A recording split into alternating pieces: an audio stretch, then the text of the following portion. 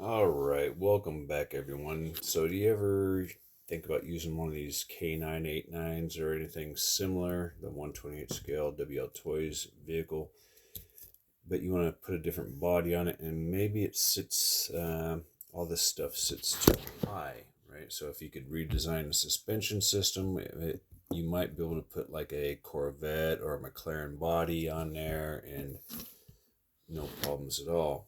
Well, I have a solution, maybe. I don't know. I haven't tested it out yet, but I did test it out on a larger scale, and that's using spring steel. And this is for my, you have to excuse my mess. You can see I'm in the middle of working, but I figured I'd share this with you guys.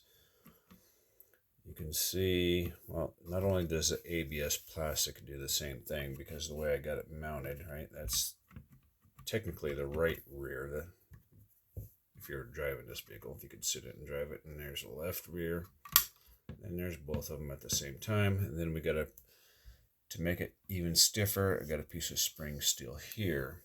And if I want to make it even more stiff, I got another piece of spring steel. Now here's a piece that I intentionally bent up with a pair of pliers, right? It's just, what is this thing called? It's called a, I don't know its technical name, but this is a brake retractor that you would commonly find in Toyota or Lexus. Brake expander, something to that effect.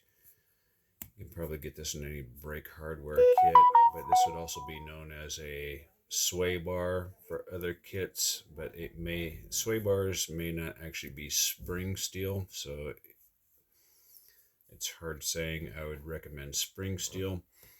So my idea is if you probably cut this in half and rebend it, then you could use this in place of those big springs, right, to do the same job. The downside to this is, you're limited in whatever tension this is, right?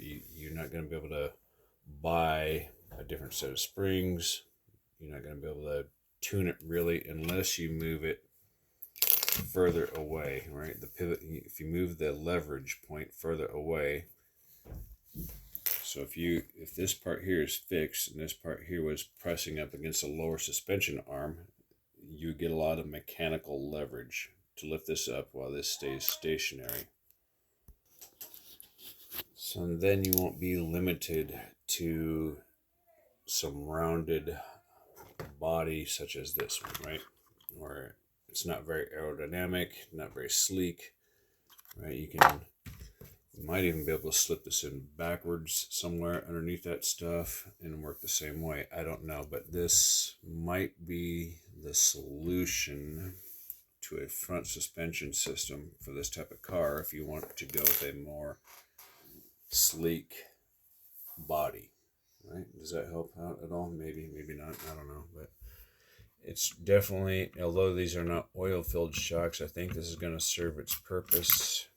I think it's going to work just fine for what I need. And again, if I think I need it a little bit more stiff, I'll mount this bar in there as well. Then I'll give some more rigidity. Other than that, hope you guys have a good day.